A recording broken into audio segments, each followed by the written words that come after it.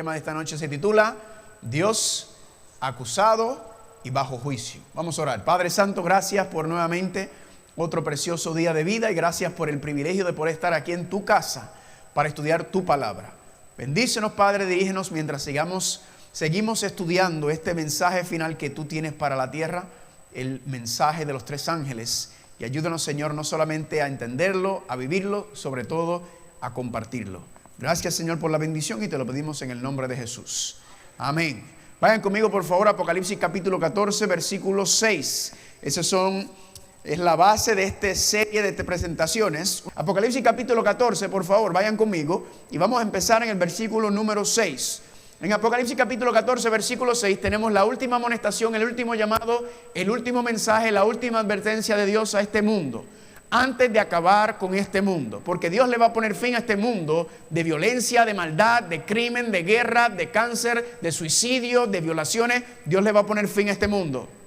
Gloria a Dios, amén, gloria a Dios. Pero antes de hacerlo, Dios envía su último mensaje, su última amonestación a la tierra. Y dice así en el versículo número 6: y vi volar por el medio del cielo otro ángel que tenía, ¿qué cosa?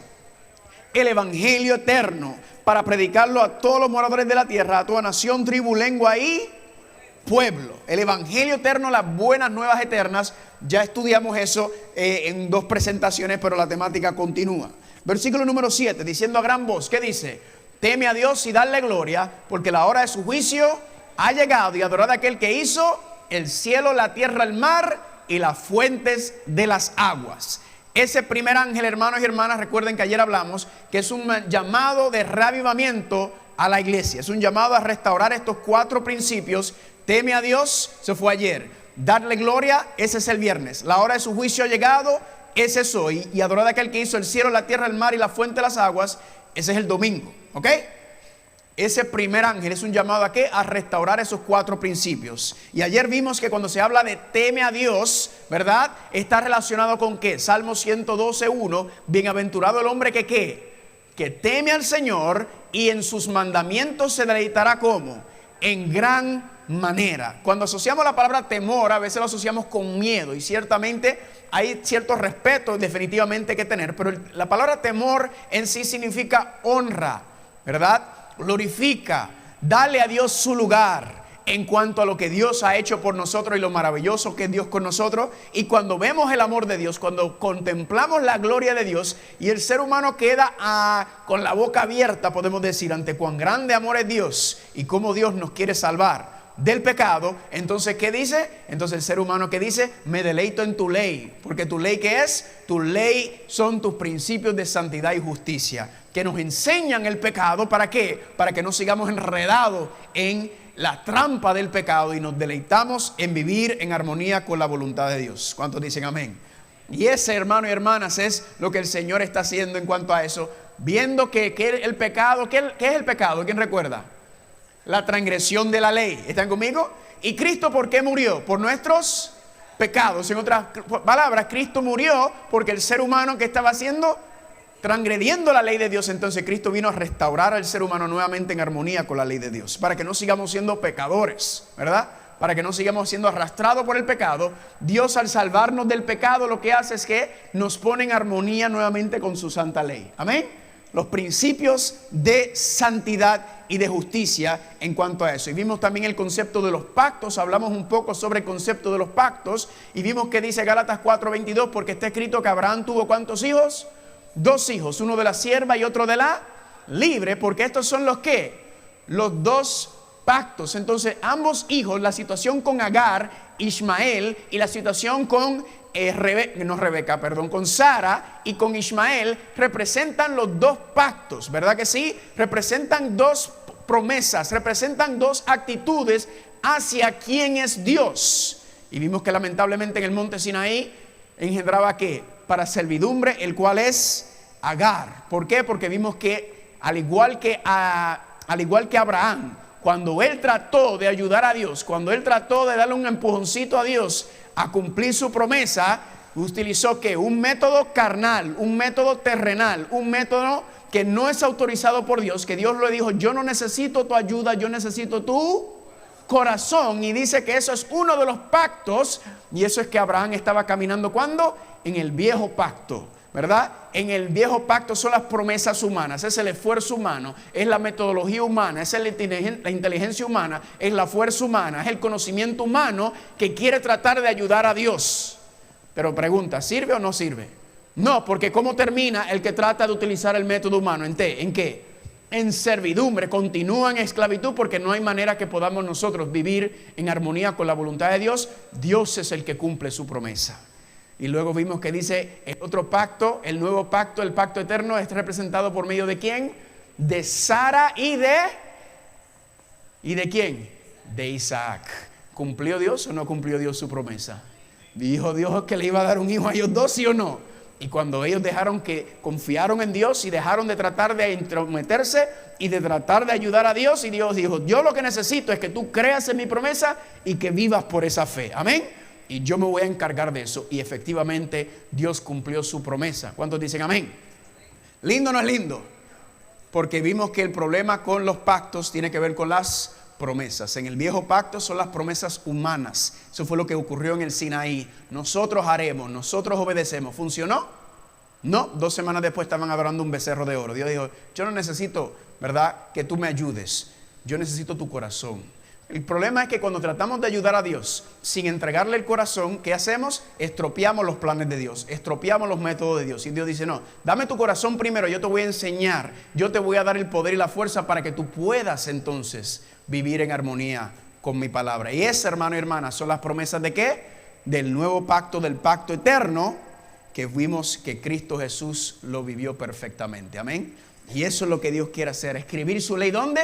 No en una tabla de piedra. ¿Dónde quería escribir Dios la ley? En nuestra mente y en nuestro corazón. Seguiremos hablando de eso especialmente el viernes, cuando entremos en la temática de darle gloria a Dios. Sigamos entonces en Apocalipsis capítulo 14, segundo ángel, viene el segundo ángel, ¿y qué dice? Otro ángel le siguió diciendo, ¿ha caído quién? Babilonia, la gran ciudad. ¿Por qué? Porque ha hecho beber a todas las naciones ¿de qué? Del vino del furor de su fornicación. Les expliqué ayer que hay 2 mensajes finales. Está el mensaje de Dios, que es el evangelio eterno, y el primer ángel. Pero luego también está ¿qué cosa? El vino de Babilonia. Estos son los 2 mensajes compitiendo. ¿Y por qué Babilonia va a caer? Babilonia va a caer porque no quiere escuchar el evangelio eterno y el primer ángel. Babilonia quiere seguir su propio camino, su propio rumbo, y por eso Babilonia va a caer. ¿Y qué va a ocurrir con aquellas personas que prefieren o anhelan seguir el camino de Babilonia y seguir bebiendo del vino de Babilonia versus el evangelio eterno? Versículo número 9. Y el tercer ángel lo siguió diciendo a gran voz: si alguno adora a la bestia y a su imagen y recibe la marca en su frente o en su mano, él también beberá ¿de qué cosa? Del vino de la ira de Dios, que ha sido vaciado puro en el cáliz de su ira. Sin filtro y sin misericordia, Dios va a derramar su ira sobre este mundo.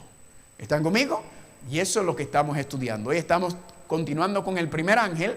En el fin de semana vamos a entrar en el segundo y el tercer ángel. Y eso es lo que vamos a estar haciendo durante el resto de esta serie. Porque este es el último llamado de Dios a la tierra. ¿Cuántos dicen gracias, Señor? Porque todavía está la puerta de la misericordia abierta para la humanidad, para escuchar esta última amonestación. ¿Por qué? Porque Dios no quiere que nadie se pierda, sino que todos procedan al arrepentimiento. Así que vamos a tocar entonces el primer ángel nuevamente. Teme a Dios y darle gloria, porque a la hora de su juicio ya llegó.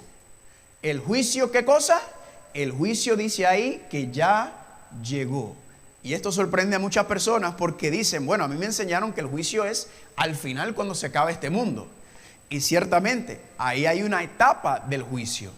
Porque al igual que los tribunales terrenales trabajan, de hecho el sistema judicial de Estados Unidos está basado en principios bíblicos en cuanto a que el juicio tiene varias etapas. ¿Verdad que sí? ¿O acaso cuando usted lo acusan de una vez, lo acusan y lo sentencian a la cárcel? No, ¿verdad que no? Hay un proceso, hay una acusación, hay una investigación, entonces hay un juicio en muchos casos, y también entonces hay un día de sentencia y después hay un día en donde se ejecuta esa sentencia. Es un proceso, y igual la Biblia nos enseña que ya el proceso del juicio ya comenzó, y hoy vamos a hablar un poquito de eso, porque noten que ¿dónde ocurre el juicio? El juicio ocurre en el santuario. Vayan conmigo por favor al Salmo 73. Me acompañan por favor al Salmo 73. Quiero mostrarles lo que está ocurriendo en el santuario. Cuando yo veo el santuario, yo pienso en muchas cosas. Yo pienso en el plan de salvación. Cuando yo veo el santuario, yo pienso en el currículo de Dios, en donde Dios enseña a la humanidad cómo Él nos va a separar del pecado. Cuando yo veo el santuario, yo veo el servicio de Dios por la humanidad. Pero también cuando yo veo el santuario, yo veo algo muy interesante, es que yo veo ahí una sala de tribunal. ¿Están conmigo? Yo veo una sala de tribunal en donde se está llevando a cabo este proceso de juicio. El asunto es que cuando pensamos en el concepto del juicio, casi siempre lo vemos de manera negativa, ¿verdad? Casi siempre lo vemos de manera negativa, pero yo creo que yo se lo mencioné. Si a alguien usted lo acusa falsamente de un crimen, ¿verdad? Usted ha visto cuando las personas dicen, yo quiero mi día en corte, ¿verdad? Incluso gente le dice, mira, declárate culpable para que te den una sentencia pequeña y te sales del asunto. Y yo he visto gente que dice, no, a mí no me importa. Yo quiero ir a juicio y yo quiero pelear hasta el final porque yo quiero que me escuchen lo que yo tengo que decir. Yo quiero aclarar y limpiar mi nombre. ¿Están conmigo? Y en ese sentido, el juicio es una cosa buena. ¿Por qué? Porque puede mostrarse ¿qué cosa? Que la acusación ha sido falsa y la persona que fue desacreditada verdaderamente fue bajo términos o condiciones erróneas. ¿Están conmigo? Y en ese sentido es bueno. Noten lo que dice el Salmo 73. ¿Cuántos están ahí? Versículo número 2. Noten lo que dice el salmista. En cuanto a mí, casi se deslizaron mis pies, por poco resbalaron mis pasos, porque tuve envidia de los arrogantes, viendo la prosperidad de los impíos. Porque no tienen congoja, versículo 4, por su muerte, pues su vigor está entero. No pasan trabajo como los otros mortales, ni son azotados como los demás hombres. Por tanto, la soberbia los corona y se cubren de vestido de violencia. Los ojos se les saltan de gordura, logran con creces los antojos del corazón. Se mofan y hablan con maldad de hacer violencia. ¿Y hablan con qué? Con altanería. Ponen su boca ¿dónde? Contra el cielo, y su lengua pasea la tierra. Aquí está hablando, hermanos y hermanas, cuando está hablando de los impíos, de los rebeldes, está hablando de aquellas personas que viven en este mundo. ¿Y cómo viven? Viven como si no existiera Dios, ¿verdad? Viven una vida, no solamente una cosa es vivir no sabiendo, pero otra cosa es vivir diciendo Dios no existe, Dios no vive, ¿verdad? De eso de Dios es una mentira. Aquí presentan el panorama de las personas que blasfeman en contra de Dios, que son altaneros, que viven la vida como si nunca tuvieran que dar cuenta alguna vez en su vida. Y muchas veces nosotros vemos a esa gente y vemos a la gente en diferentes plataformas y vemos a la gente y pensamos, pero mira esta gente no honra a Dios y mira qué bien viven. Son ricos, son famosos, tienen dinero, ¿verdad? Mira, tienen estas casas gigantes, mira cómo viven, mira cómo hacen su... Noten lo que sigue diciendo el versículo número 11. Y dicen, ¿cómo sabe Dios? ¿Y hay conocimiento en el Altísimo? He aquí que estos impíos, sin ser turbados del mundo, ¿qué cosa? Alcanzaron riqueza, ¿verdad? Mira para allá, mira qué bien viven, miren esta gente. Ahora, aquí viene un tema, una parte difícil. Verdaderamente en vano he limpiado mi corazón y lavado mis manos en inocencia, pues he sido azotado todo el día y castigado como todas las mañanas. En otras palabras, no solamente está mirando al impío y diciendo, pero miren esta gente, no honran a Dios, hablan en contra de Dios y mira cómo son, qué felices son, mira qué ricos son, mira qué alegría son. Pero después dice que, y yo, Señor, que yo te he servido toda mi vida, ¿y cómo? Azotado, con problemas, el matrimonio se me está cayendo en pedazos, mi familia es un desastre, no encuentro trabajo, tengo problemas financieros, tengo problemas de salud. Señor, yo aquí honrándote, ¿verdad? ¿Y qué pasa? Y mira todos los problemas que yo tengo y aquellos que no te honran, mira qué bien viven y miran qué felices son. ¿Usted ha pensado eso alguna vez? Pero noten lo que ocurre después, en el versículo número 17. Hasta que entrando en el santuario de Dios, ¿qué dice? Comprendí el fin de ellos. En otras palabras, lo que está diciendo es, eventualmente todo el mundo tendrá que rendirle cuentas a Dios. ¿Están conmigo? Eventualmente todo el mundo, aquellos especialmente que se mofan y hablan en contra de Dios y se burlan de Dios y se burlan de los pueblos de Dios, esa gente va a tener su día en el que ¿qué? En que viendo, él dice, viendo dentro del santuario, ¿qué dice? Vi el fin de ellos. Ahora, entrando al santuario, estudiamos hace unos días atrás, vimos los muebles del santuario, vimos el sacerdocio del santuario, hablamos de las ofrendas del santuario, hablamos de la sangre en el santuario. Y una cosa que también habíamos mencionado es que el santuario tenía 2 servicios principales. ¿Cuántos servicios? 2. Uno era el servicio diario y el otro era el servicio anual. Vimos que el diario ocurría desde la puerta del santuario, que daba acceso al patio en donde se llevaba el cordero era sacrificado, tomaba los pecados que eran confesados sobre él, y la sangre era derramada, y luego la sangre era esparcida, ¿verdad?, entre el patio y el lugar santo. Y la sangre incluso se derramaba hacia el lugar santísimo, pero no llegaba al lugar santísimo. ¿Por qué razón? Porque la sangre, ¿en dónde caía? Caía sobre el velo, ¿verdad? Y vimos que el velo, que representaba la carne de Cristo, y cuando el velo se rasgó, ¿qué ocurrió? La separación que existía entre Dios y la humanidad, ¿qué cosa? Ya fue anulada. Ahora hay armonía, ¿verdad que sí? Dios Cristo entonces ha reconciliado a la humanidad, y vimos que el santuario entonces existían estos servicios diarios, pero había un día donde sí se entraba al lugar santísimo, y ese es el servicio anual, que ocurría en el lugar santísimo una vez al año. Y aquí están lo que conocemos como las 7 fiestas ceremoniales. Habíamos mencionado en el tema del domingo que hay 7 fiestas ceremoniales que regulaban los servicios que se hacían en el santuario y los diferentes aspectos que regulaban los servicios del santuario. Y las 7 fiestas ceremoniales son la Pascua, los panes sin levadura, las primicias, la fiesta de la siega de las 7 semanas, las trompetas, el día de expiación y la fiesta de las cosechas o de los tabernáculos. Y esto seguía el año académico, el año bíblico, ¿verdad? Seguía el año en el cual vivían ellos, el calendario anual. Y noten, la Pascua era el 14 de Nisan. Ahora, Nisan no es un carro en este contexto. Nisan es lo que se llamaría el primer mes del calendario hebreo, que es aproximadamente al final de marzo, principios de abril, dependiendo de cómo mueve el asunto, porque el calendario hebreo se regía por un calendario que tenía 360 días al año. Los meses eran como de 30 y 29 días, poco diferente al de nosotros. De eso vamos a hablar un poco más adelante. La Pascua era el 14 de Nisan. El día después, panes sin levadura, 15 de Nisan. Y el próximo día, el 16 de Nisan, las primicias. Luego, a las 7 semanas, 49 días, venía lo que se llamaba la fiesta de la siega. Luego se celebraba las trompetas en la segunda parte del año, ¿verdad? Las primeras 4 fiestas caían en la primera parte o en la primavera.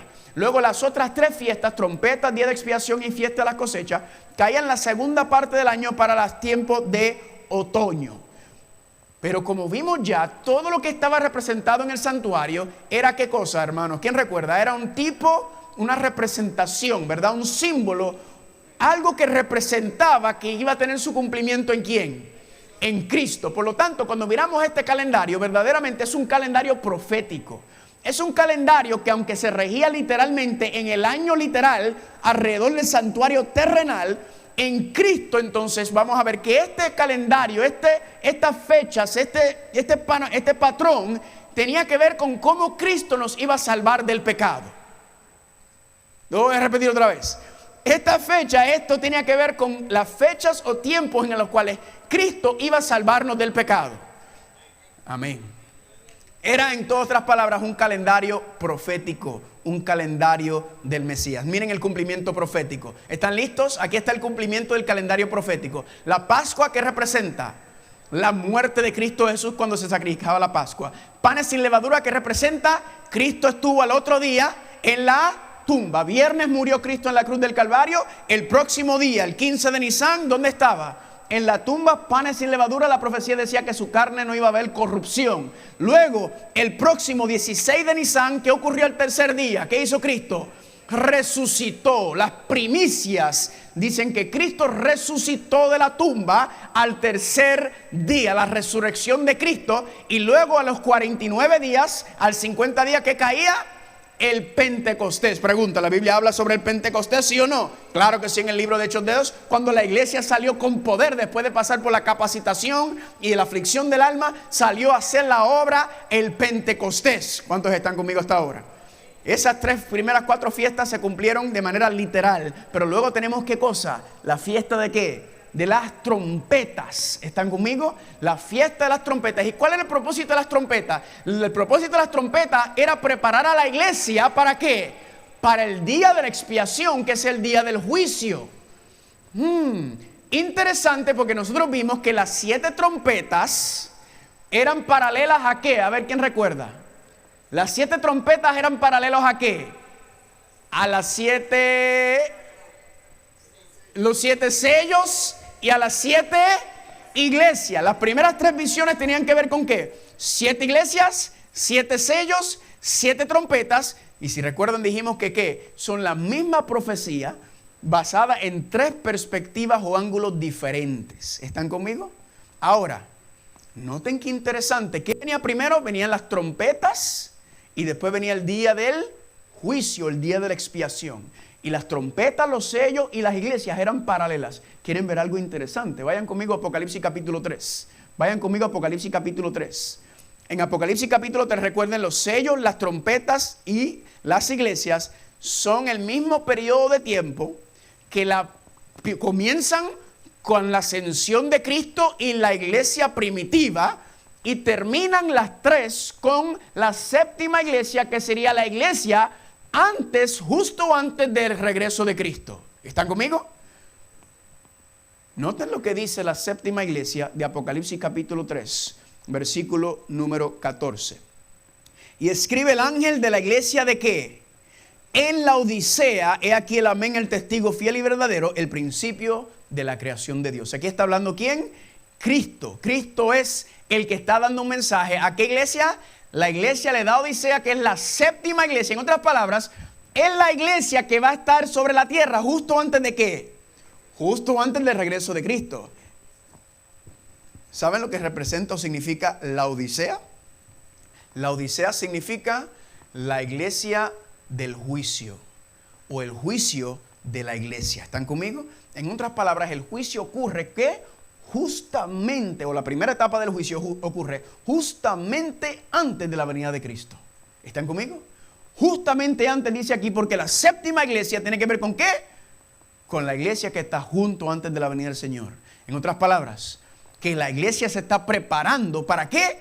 Para el comienzo del gran día del juicio, que es lo que el día de expiación representa. Y luego tenemos la séptima iglesia, cuando el sumo sacerdote entraba ¿en dónde? En el lugar santísimo. ¿Para hacer qué? Para limpiar y purificar los pecados del pueblo que habían sido confesados y se habían acumulado en el santuario.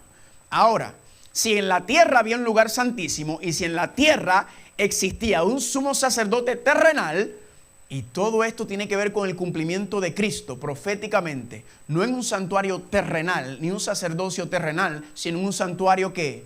Celestial. Y un sacerdocio celestial significa entonces que ¿qué encontraríamos? Encontraríamos a Cristo entrando ¿en qué? En el lugar santísimo del santuario celestial, a hacer ¿qué? A venir y a interceder y a limpiar los pecados del pueblo. ¿Están conmigo? Porque todo lo que se hacía en la tierra era una ¿qué? Una maqueta, una demostración, un tipo de lo que estaba siendo hecho ¿qué? En el cielo. ¿Están conmigo? Ahora, ¿cuál era la próxima fiesta? La fiesta de los tabernáculos, que representa ¿qué cosa?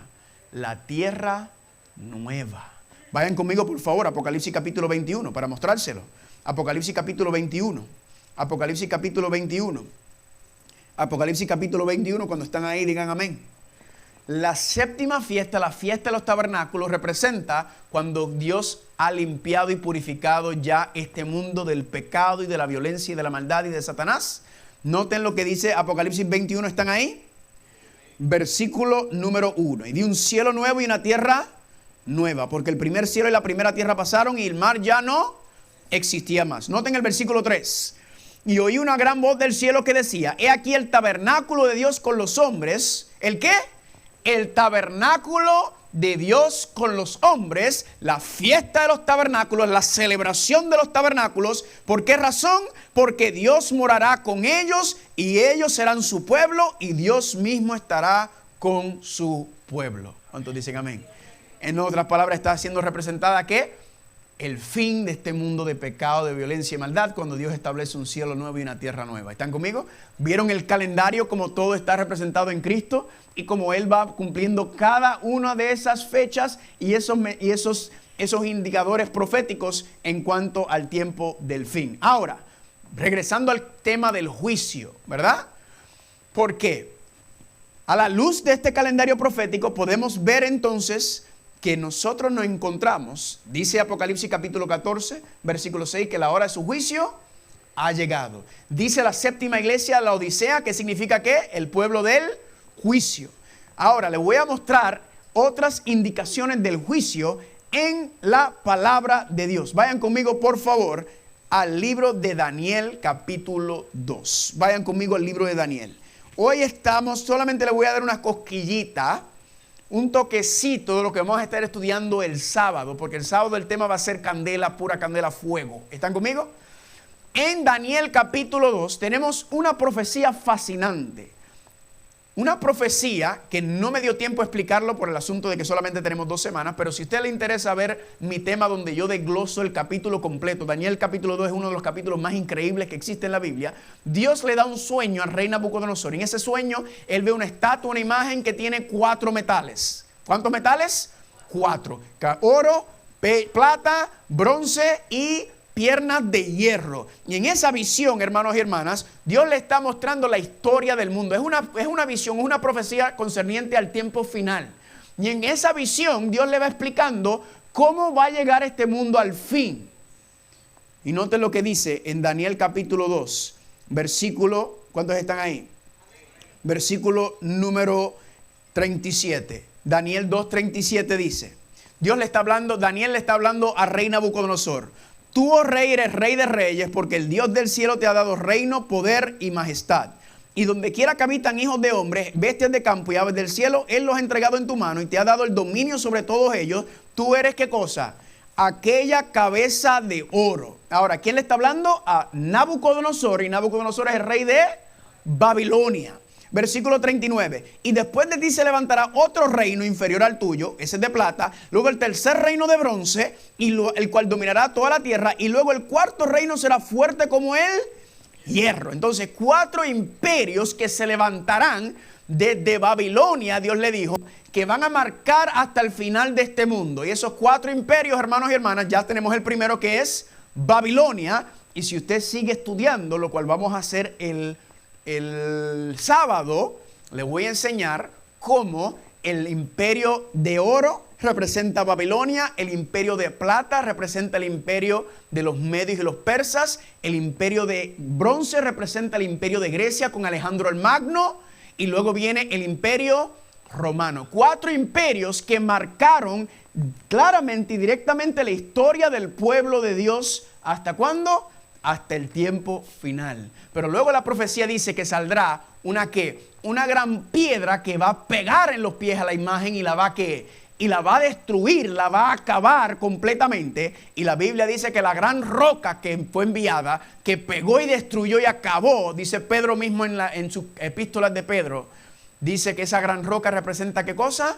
La segunda venida de Cristo que va a acabar con este mundo. ¿Están conmigo? Y luego dice, continúa y termina. Miren lo que dice el versículo, cuando están conmigo ahí. ¿Están ahí? Noten lo que dice el versículo número 44. Y en los días de estos reyes, está hablando de los pies, el Dios del cielo levantará un reino que no será jamás destruido, ni será reino dejado a otro pueblo. Desmenuzará y consumirá a todos estos reinos, pero Él permanecerá ¿para qué? Para siempre. Dios está hablando de que los reinos de este mundo, violentos, injustos, sanguinarios, crueles, dice que ¿qué? Dios le va a poner fin a estos reinos de la tierra y Dios va a establecer ¿qué cosa? Un reino eterno. Un reino eterno. ¿Cuál es el reino eterno? La nueva Jerusalén. En el cielo nuevo y la tierra nueva. ¿Vieron un poquito de paralelismo entre las 7 fiestas? La historia. Ahora vayan conmigo por favor a Daniel capítulo 7. Vayan conmigo a Daniel capítulo 7. Yo solamente le estoy dando una probadita de Costco, ¿verdad? O de Sam's, al que a usted le gusta, o Econo. Daniel capítulo 7, ¿cuántos están ahí? Noten lo que dice el versículo número 3. Vamos a empezar en el 2. Daniel dijo, miraba yo en visión de noche y aquí que los 4 vientos del cielo combatían en el gran mar. Y 4 bestias grandes, diferentes la una, subían del mar. La primera era como león. Tenía alas de águila. Estaba mirando hasta que sus alas fueron arrancadas. Versículo 5. Y aquí otra segunda bestia semejante al oso. Versículo 6. Después de esto miré, he aquí otro semejante a un leopardo. Y versículo número 7. Después de esto miraba yo en la visión de la noche y aquí, ¿qué cosa? Una cuarta bestia espantosa y terrible en gran manera, la cual tenía dientes grandes ¿de qué? De hierro. ¿Habíamos visto el hierro, sí o no? Efectivamente, Daniel lo que está haciendo es repitiendo lo mismo que ocurre en Apocalipsis, donde Dios utiliza el método de la recapitulación. De eso vamos a hablar el sábado con más detenimiento. Dios está repitiendo la misma información de Daniel capítulo 2, pero ahora la está presentando desde otro panorama, desde otro ángulo, ¿verdad? Y dando más información, porque eso es lo que tú haces cuando recapitulas. Repasas y añades. Repasas y añades. Repasas y añades. Ahora Dios está mirando y está enseñando el mismo sistema. Babilonia, Medo-Persa, Grecia y el Imperio Romano. Esas 4 grandes imperios. ¿Están conmigo? El mismo patrón. Y usted dirá, ¿me lo puede probar? Claro que se lo puedo probar. Bíblicamente. Noten lo que dice ahora el versículo número 8. Mientras yo contemplaba los cuernos, he aquí que ¿qué? Otro cuerno pequeño salía ¿de dónde? Salía entre ellos. ¿Por qué? Porque la cuarta bestia, que es el Imperio Romano, dice que tiene, en el versículo 7, tiene 10 cuernos. Y luego dice que de esos 10 cuernos se levanta otro ¿qué?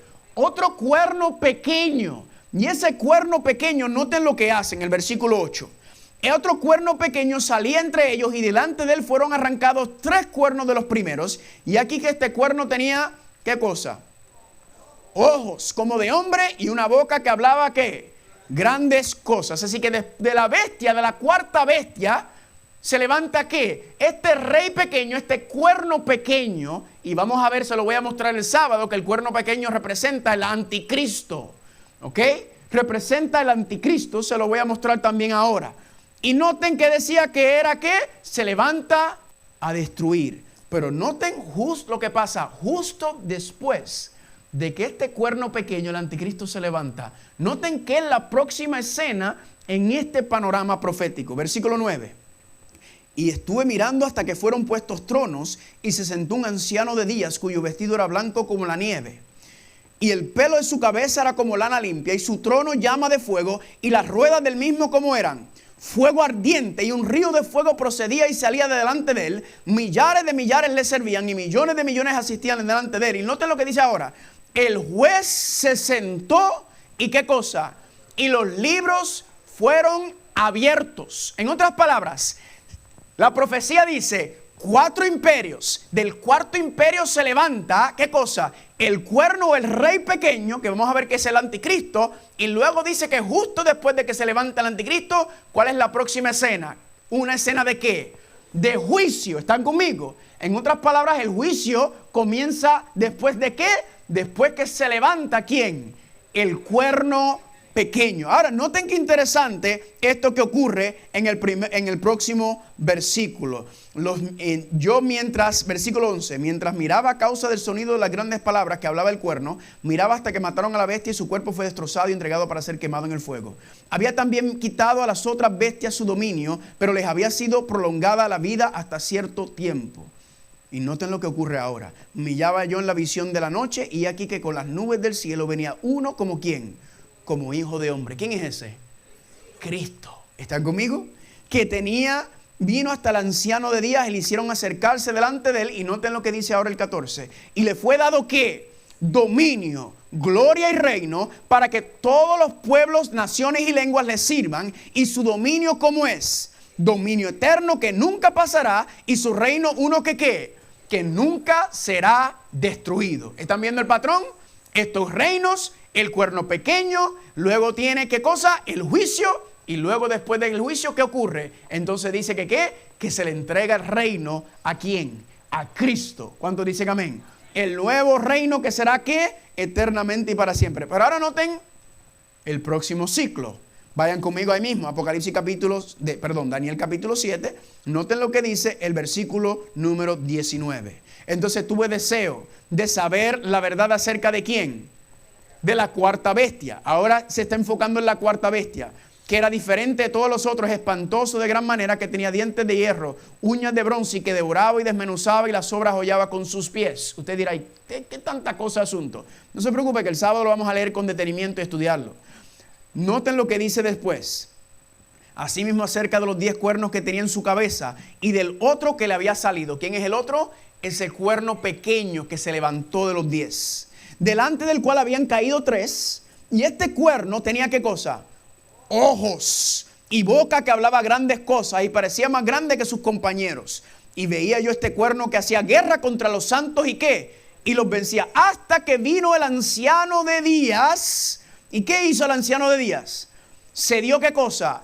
El juicio a los santos. Noten el patrón.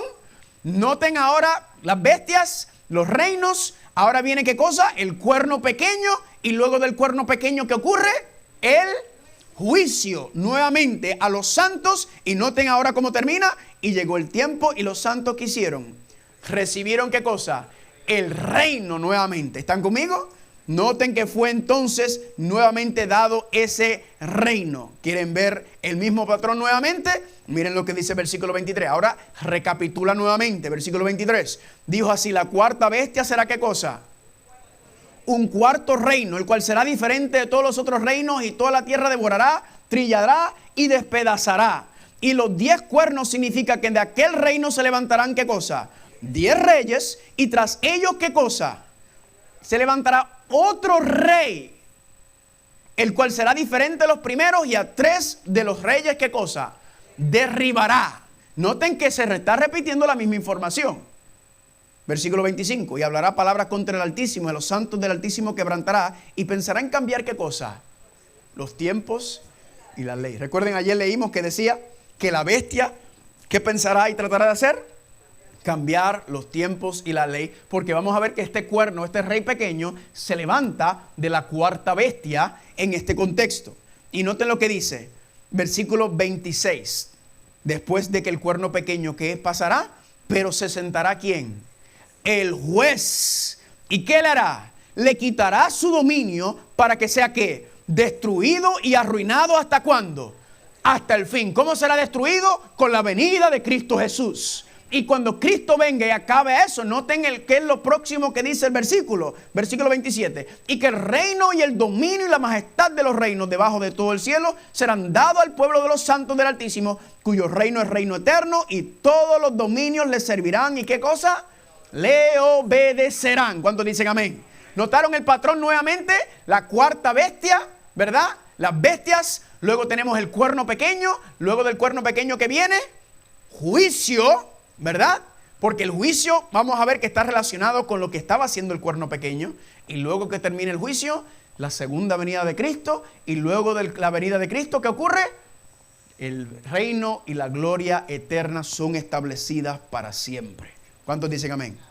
Pero saben que el cuerno pequeño hace algo más. Porque les expliqué que ese cuerno pequeño es también una representación, está siendo utilizado por Satanás, ¿verdad?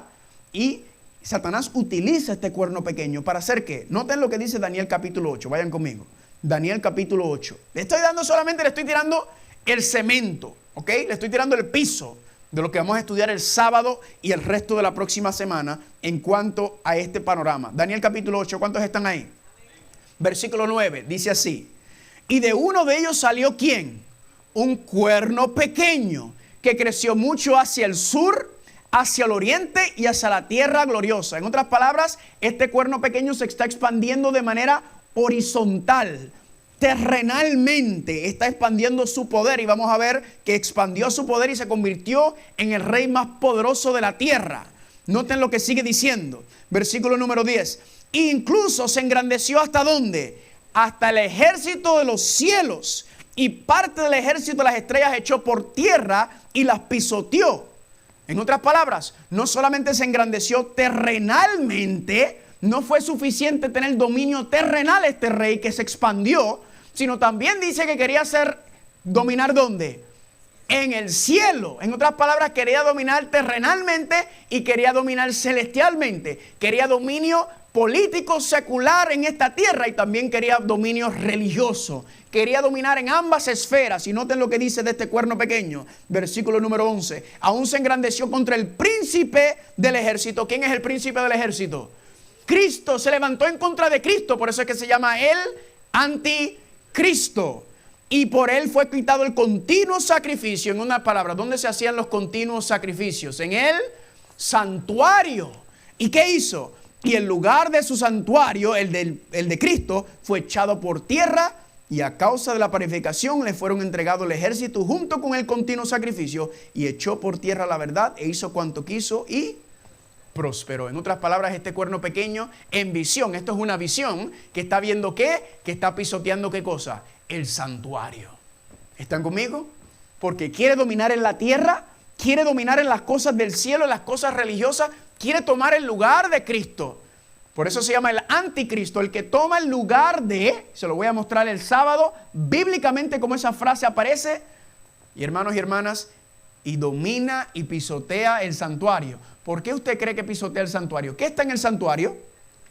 El plan de salvación. ¿Están conmigo? ¿Y quién no quiere que nadie se salve? Satanás. Entonces, ¿qué hace Satanás? Usa la bestia, usa el cuerno pequeño, ¿para qué? Para confundir, para distorsionar el plan de salvación, para que nadie sepa qué cosa, cómo llegar al cielo. ¿Están conmigo? Y usted dirá, pero ¿y qué sancocho es este? No cunde el pánico, que vamos a tocar todos esos temas más adelante. Entonces, noten, hermanos y hermanas, que Satanás y Lucifer, ¿qué hizo? Recuerden, en el cielo empezó a acusar y atacar ¿a quién? A Dios. A señalar a Dios que Dios era injusto, que Dios era egoísta, y a señalarlo. Y con que eso, hermano y hermana, ¿qué ocurrió? Dios estaba bajo juicio. Dios estaba siendo acusado. Y vimos que Dios no lo destruyó. ¿Por qué razón? Porque con destruirlo no resuelve el problema. ¿Qué tenía que hacer Dios? Dios dijo, yo quiero mi día en corte. Y yo quiero presentar mi evidencia para mostrar ¿qué cosa?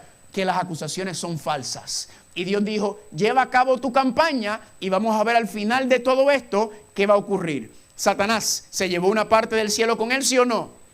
Ciertamente. Ahora, ¿qué necesitaba Dios? Dios necesitaba un jurado. Porque cuando vas a un tribunal y vas a un juicio, ¿qué necesitas? Un jurado, y se supone que el jurado sea ¿qué? Imparcial. Así que cuando Dios llega a la imparcialidad, dice, bueno, entonces necesitamos alguien imparcial para que decida este asunto. ¿Y qué hace? Crea ¿qué cosa? La humanidad. Nosotros, hermanos y hermanas, se supone que fuéramos el jurado. Que viéramos ¿qué cosa? Viéramos el plan de Dios y viéramos ¿qué cosa? El plan del enemigo y dijéramos, el plan de Dios es el mejor. Pero pasó algo. Que cuando Dios creó a la humanidad como testigos, Dios dice, ustedes serán mis testigos. ¿Qué ocurrió? La humanidad también cayó. Y al caer la humanidad, entonces las acusaciones de Satanás se amplifican ahora, porque ahora Satanás, ¿cuáles son las tres acusaciones principales? Número 1, Dios es egoísta y no merece tu adoración. Número 2, Dios es injusto porque te dice que obedezcas una ley inalcanzable y luego te condena por eso. Y número 3, Dios es malo porque Dios hizo este mundo cruel y Dios no puede resolver ¿qué cosa? El problema de la maldad. Le hago una pregunta, ¿el enemigo se ha llevado también parte de la humanidad a su rebelión, sí o no? Ciertamente, en ese contexto. Y aquí entonces tenemos la guerra. Entonces, ¿qué es lo que el enemigo hace? El enemigo no solamente acusa a Dios, sino que ahora nos acusa a nosotros, dice Apocalipsis 12. Nos acusa delante del trono día y noche. ¿Y sabe lo que Satanás dice? Satanás ahora nos utiliza a nosotros para probarle al universo que Dios es injusto. Porque eso es lo que dicen. Miren, di que estos seres humanos, y miren el desastre que tienen en este mundo. Miren que el desastre que tienen ellos. Estos seres humanos aman más el pecado, aman más la codicia, aman más el orgullo. Miren los seres humanos que supuestamente Dios creó. Y miren lo que hizo Dios y mire por el camino que van ellos. Entonces Satanás piensa que si Él logra llevar a cabo que la humanidad niegue a Dios, entonces Él gana. ¿Están conmigo? Él ganaría el gran conflicto, el gran juicio. Él lo ganaría. ¿Por qué? Porque entonces mostraría que Dios no es tan bueno como dijo. Recuerden que Dios hizo un pacto. ¿Y cuál era el pacto? Que Dios iba ¿a qué? A salvar la humanidad. ¿Y salvarnos de qué? De las tres dimensiones del pecado. De la penalidad del pecado, del poder del pecado y de la presencia del pecado. Pregunta, ¿ya presentó Dios la evidencia A en este gran juicio, sí o no? Sí, ciertamente. ¿Que fue quién? Cristo Jesús. Y en Cristo Dios mostró su amor por la humanidad. No solamente en el trato de Jesús por la humanidad y todo lo que hizo, sino también en su muerte y en su resurrección. Amén. Y Cristo por eso se le llamó el testigo fiel y verdadero. Porque Cristo es la evidencia A de ¿qué? De que Dios es bueno, de que Dios es justo. Pero Dios necesita un segundo testigo. ¿Están conmigo? Dios necesita un segundo testigo que pruebe y confirme. ¿Y sabe quién es ese segundo testigo? La iglesia. Porque Dios ahora lo que está diciendo, Satanás, te llevaste a mis hijos, a mis seres humanos, no te preocupes, que ahora lo que tú hiciste, ahora yo lo voy a usar a ellos en tu contra. Y por medio de mi iglesia yo voy a probar, Satanás, que yo soy quien digo ser y que tú eres un falsante y un mentiroso. Dios ahora se quiere manifestar por medio de nosotros para probar que Satanás es un mentiroso, que Satanás no tiene los mejores intereses de los seres creados y que Dios va ¿a qué? Dios va a probar que Él es bueno, que Él es justo en gran manera. Tú y yo, hermano y hermana, somos los testigos en este gran conflicto. Dios quiere utilizarte a ti y a mí para probar a Satanás que lo que Satanás dice es mentira, que hay seres humanos que van a amar más a Dios y a su santidad y su justicia que el pecado, la carne y el mundo. Ese es tu trabajo y el mío. Probar y mostrar esto. El propósito del juicio no es ver cuán malos somos nosotros. El propósito del juicio es ver cuán bueno es Dios. Amén. Y nosotros entonces aquí, en estas condiciones, bajo estas circunstancias y en estos tiempos, se nos ha llamado a nosotros ¿a qué? A dar testimonio de Dios.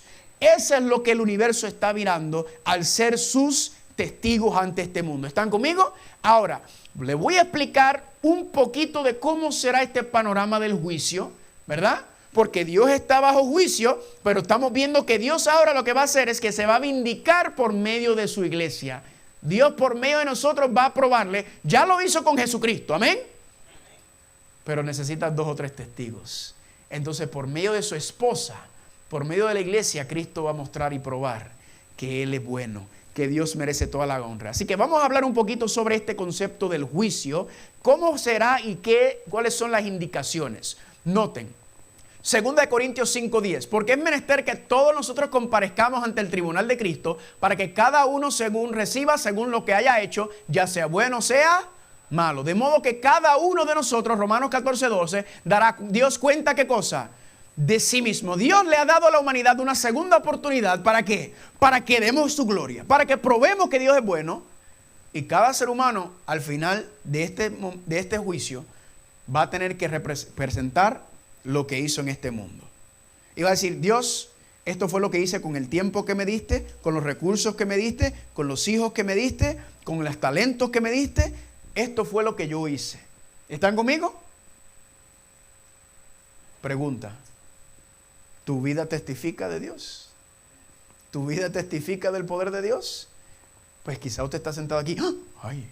Yo nunca he vivido para la gloria de Dios. No cunde el pánico porque todavía tu juicio y el mío no ha llegado porque estamos vivos todavía. Amén. Vamos a ver que el juicio no comenzó, pero nosotros estamos vivos. Así que si estamos vivos todavía no ha cerrado esa etapa. ¿Están conmigo? Nuestro libro todavía no ha cerrado en ese momento, pero todo ser humano tendrá que rendir cuentas. Noten otro asunto en cuanto a el juicio. Noten lo que dice Apocalipsis 20:12. Y vi a los muertos grandes y pequeños de pie delante del trono, y los libros fueron abiertos, y el otro libro fue abierto, que es el libro de la vida. Y los muertos fueron juzgados por lo que estaba escrito ¿en dónde? En los libros. Cada uno de nosotros, hermanos y hermanas, tiene ¿qué cosa? Un libro en el cielo. ¿Y sabe lo que está en ese libro? Toda tu vida. Todo lo que nosotros decimos, todo lo que hacemos está escrito en nuestro libro. La Biblia dice que está el libro de la vida. Esos son los que han entregado su vida a Dios, los que han seguido el camino del Señor. Ahí está tu nombre. Ese es el registro que se va a llamar a la hora de resucitar a los muertos cuando Cristo venga. Pero también están los libros donde está todo registrado, todo lo que hemos hecho. Y mucha gente se asusta cuando escuchan eso, porque dicen, pero todo está ahí. Tanto lo bueno como lo malo. Noten lo que dice Eclesiastés 12, 13 y 14. Teme a Dios y guarda sus mandamientos, porque este es el todo del judío. No, disculpen, los mandamientos no tienen que ver con los judíos, tienen que ver con la humanidad. Y Dios traerá toda obra a juicio, junto con toda cosa encubierta, sea buena o sea... Escúcheme bien, usted dirá, ay, ya yo sé que cuando pensamos en juicio bueno y malo, usted, ay, recuerde que el juicio no es malo. El juicio no es para condenar, el juicio es para ¿qué? Para vindicar. ¿Están conmigo? Dios quiere presentar las evidencias de lo que Él ha hecho por la humanidad. Y esa evidencia es ¿en qué? En nuestra vida. Él quiere presentarlo. Esto no es malo. No te preocupes, va a haber una etapa mala del juicio, que es la sentencia, que va a ser aquellos que han rechazado lo que Dios hizo. De eso vamos a hablar al final del seminario cuando entremos en el tema del milenio y otras cosas. Ahora mismo estamos hablando del juicio a la iglesia. ¿Están conmigo o no están conmigo? De aquellos que profesan ser fieles a Dios, de aquellos que dicen ser parte del pueblo de Dios. Dios está ansioso y deseoso de presentar su caso utilizando nuestras vidas como evidencia de que Dios es bueno. ¿Están conmigo? Así que no lo mire como malo en cuanto a eso. Y le voy a dar un ejemplo de eso. Y mucha gente dice, pero ¿por qué todo lo bueno y lo malo será registrado? Sí, y esto me han dicho la gente, mis pecados son echados en el fondo del mar. ¿Cuántos han escuchado eso? Ya mis pecados fueron echados en el fondo del mar. Técnicamente no han sido echados al fondo del mar todavía. Claro, eso es una metáfora, es un lenguaje figurado. Porque en el santuario, ¿qué ocurría con la sangre? La sangre era echada ¿sobre qué? Sobre el velo. ¿Están conmigo? Sobre el velo se ponía la sangre, y la sangre representaba, ¿qué cosa? Los méritos de Cristo que tomaban nuestros pecados. Entonces, el registro de pecado quedaba sobre el velo en el santuario, ¿hasta cuándo? Hasta el fin del día de la expiación, cuando todos eran sacados. Y eso lo vamos a ver más adelante en el contexto del panorama profético. En lo que significa que todos nuestros pecados están registrados todavía. Todo lo bueno y lo malo. Y repito, usted no cunde el pánico, le voy a mostrar exactamente cómo es que eso es bueno. Que es bueno que todos mis pecados están registrados. Sí, es bueno y se lo voy a mostrar ahora mismo. Noten que más, Santiago 2, 17, 20. Así también la fe, si no tiene obras, es muerta en sí misma. Pero alguno dirá, tú tienes fe y yo tengo obras. Muéstrame tu fe sin tus obras y yo te mostraré mi fe. ¿Cómo? Por medio de mis obras. ¿Por qué uso este versículo? Porque mucha gente dice, pero es que yo soy salvo por fe. Yo soy salvo por fe. Gloria a Dios, así es. Es la gracia de Dios y la fe en la gracia de Cristo. ¿Están conmigo? Pero las obras tienen una parte. ¿Sí? ¿Cuál es la parte de las obras? Las obras no salvan. Las obras son ningún mérito. ¿Las obras qué son? Las obras son la evidencia de que tú has aceptado al Señor y que tú estás viviendo por fe. Porque la fe se manifiesta y se vive. ¿Están conmigo? Entonces, esa fe, dice Santiago, se muestra ¿cómo? Por obras. Esa es la evidencia. Tu vida es la evidencia de que si verdaderamente tú estás viviendo por fe o no. Pregunta, ¿Jesucristo vivió una vida de fe? ¿Cómo lo sabemos si no estábamos ahí? ¿Cómo sabemos que vivió por fe? Porque la Biblia testifica de la vida de santidad y pureza que vivió Jesucristo. ¿Están conmigo? Las obras de Cristo están registradas en su libro. Amén. Y las obras de Dios están registradas en su libro y sabemos entonces la evidencia de que es veraz. ¿Cuántos dicen amén? Porque se manifiesta y se vive en ese contexto y ahí está el concepto del juicio. ¿Están conmigo? Ahora, en todo juicio, ¿qué hay? Hay un fiscal, que es el que acusa, hay un abogado defensor, ¿qué más hay en un juicio?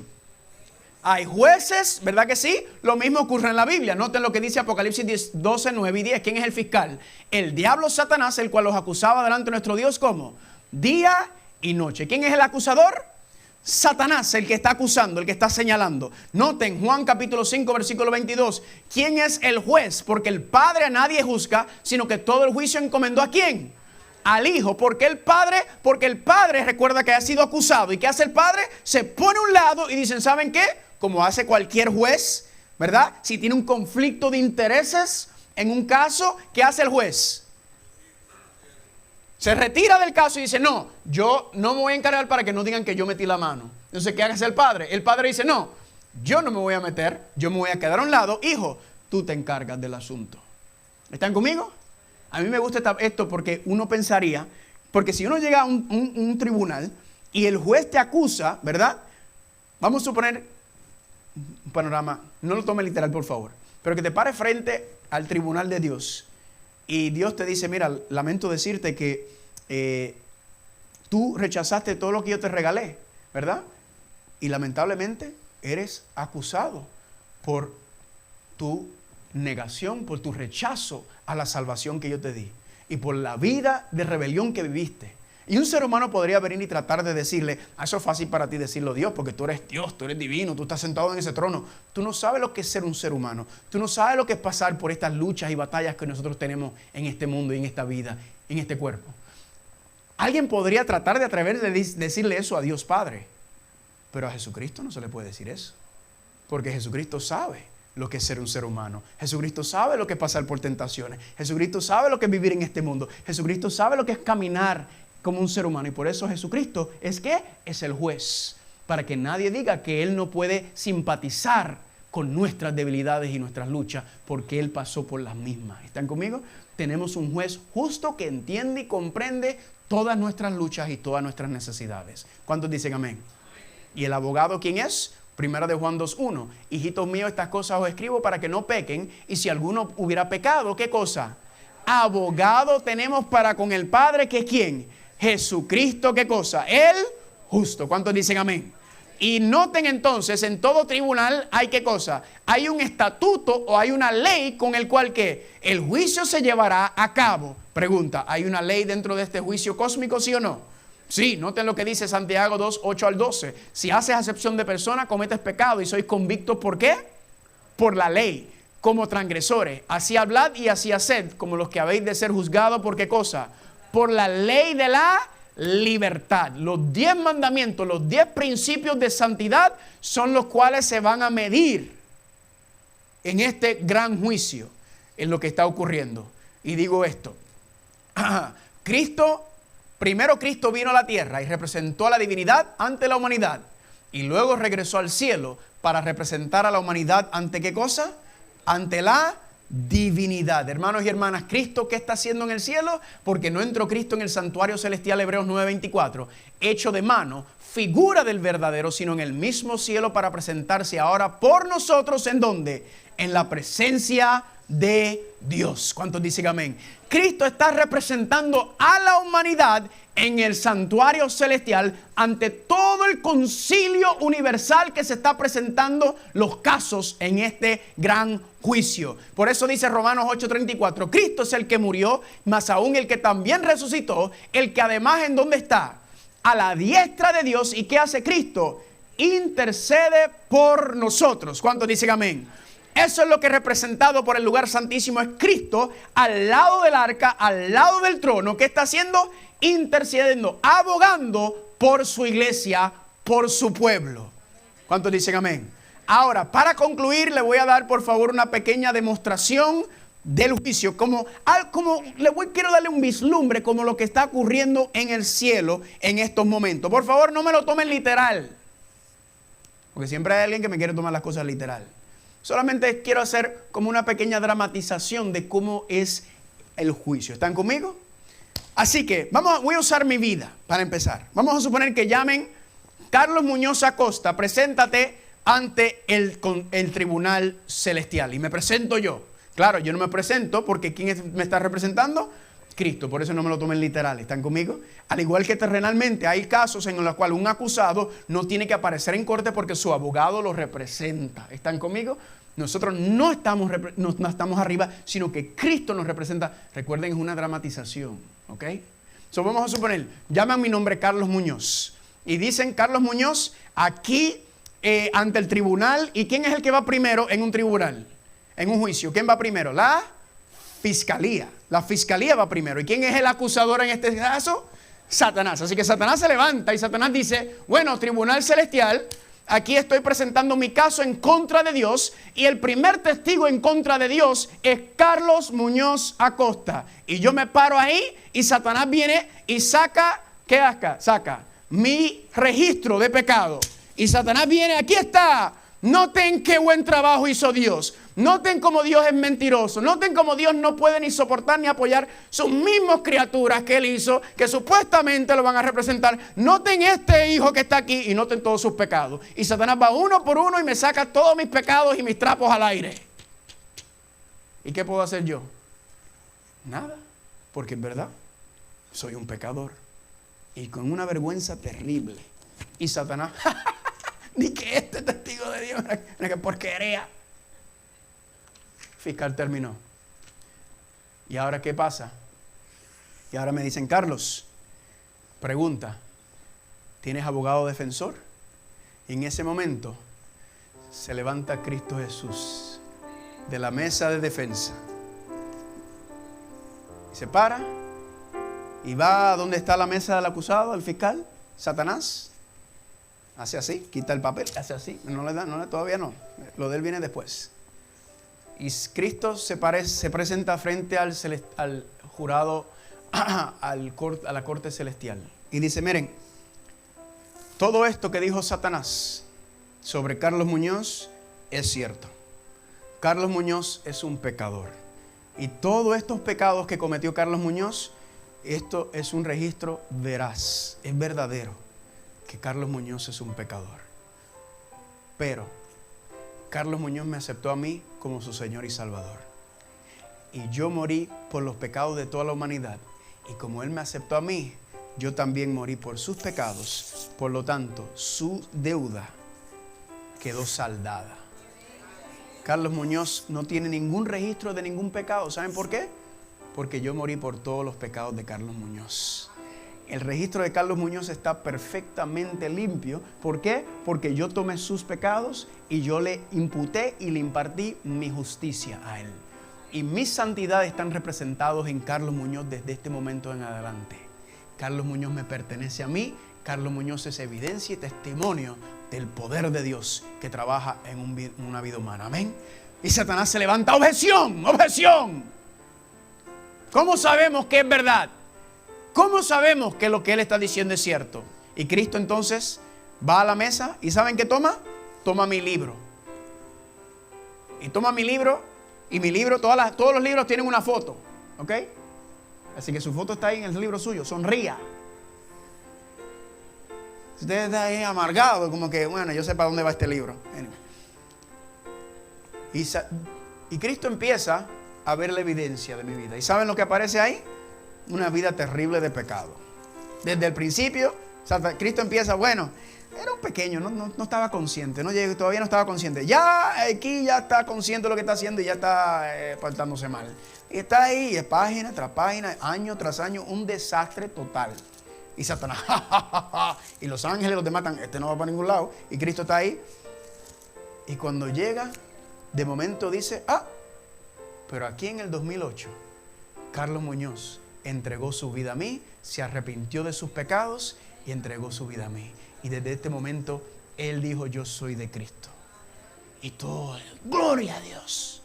Y Cristo dice, ¿y ahora cómo se ve? Porque ahora se ve que de una vida de pecado, de sinvergüencerías, ahora se está empezando a ver una vida diferente. ¿Una vida de qué? Una vida orando, estudiando, va a la iglesia, da estudio bíblico. Noten todo lo que hizo por amor a mí. Y de momento llega una página y una página gris negra. ¡Ay, qué gran pecado! Y Satanás, ¡ja, te lo dije! Y todo el mundo dice, no, terrible. ¿Y saben lo que Cristo hace? Él dice, sí, es verdad, cometió pecado, cayó, ¿verdad? Pero ¿saben qué? se arrepintió y siguió caminando conmigo. Lo que se va a ver es una marcada diferencia entre lo que yo era antes y lo que yo soy después de entregarle mi vida al Señor. Por eso se ven ambas cosas, porque es la evidencia ¿de qué? De una vida transformada por el poder de Dios. ¿Están conmigo? Y termina en ese momento y me preguntan, he acusado, ¿usted tiene algo que decir ante esta situación? ¿Y saben lo único que yo puedo decir? Todo esto que se ha presentado de mí y todo lo que yo soy y todo lo que yo he llegado a hacer no es por mi fuerza, no es por mis méritos. Todo esto es Cristo que produce en mí el querer como el hacer por su buena voluntad. Él me convenció, Él me llevó al arrepentimiento, Él me dio las fuerzas, Él me dio el poder. Yo no tengo nada, yo solamente le ofrecí mi corazón y yo dejar que Él obre poderosamente en mí como Él prometió hacerlo. Y ante esa situación, el ser humano, el testigo, en Cristo queda vindicado. Dios queda vindicado para el reino de los cielos. ¿Cuántos dicen amén? Hermano y hermano, nuestro libro todavía está abierto. ¿Están conmigo? No importa lo que haya pasado en tu vida anteriormente, no importa lo que hayas hecho anteriormente, lo malo y terrible que eres, tú puedes empezar a escribir un capítulo nuevo en tu vida desde hoy. Tú puedes empezar a escribir un capítulo en tu vida donde tú dices, yo quiero glorificar a Dios con mi vida, con mis talentos, con mis recursos, con todo lo que yo tengo. Señor, perdóname por lo que he hecho en el pasado, que no te he puesto en primer lugar en todo, pero desde este momento en adelante yo quiero poner toda mi vida en armonía con tu palabra. Pregunta en esta noche, ¿hay alguien que quiere decir, yo quiero poner toda mi vida en armonía con la voluntad de Dios? Y que se escriba un capítulo lindo y precioso de mi vida, mostrando que Dios es bueno, que Dios es justo. ¿Alguien quiere escribir ese capítulo empezando hoy? Póngase en pie, ¿verdad? Póngase en pie. Póngase en pie. Muchos de esos capítulos de nuestra vida a veces parecen gloria y después parecen tragedia. Pero no, queremos decir, Señor, queremos que en nuestra vida se refleje el amor de Dios por nosotros. Amén. Que Dios sea glorificado en todo lo que hagamos, todo lo que digamos, todo lo que somos, todo lo que tenemos, todo nuestro tiempo, que todo sea dedicado ¿a qué? A que el universo vea que Dios es bueno, que Dios es justo. Y como Él lo entregó todo por mí, merece que yo lo entregue todo por Él también. No parte de mí, no algunos aspectos de mi vida. Señor, yo quiero ponerlo todo en tus manos y yo quiero que tú seas glorificado en todas las cosas. Amén. Porque esa es la vida de Cristo. La vida de Cristo fue marcado por 2 puntos. Número 1, glorificar a Dios en todas las cosas. Y número 2, la salvación de las almas. Si tú tienes esa misma mente, entonces estamos encaminándonos a tener la fe de Jesús. Amén. A vivir la vida de Jesús. ¿Cuántos dicen amén?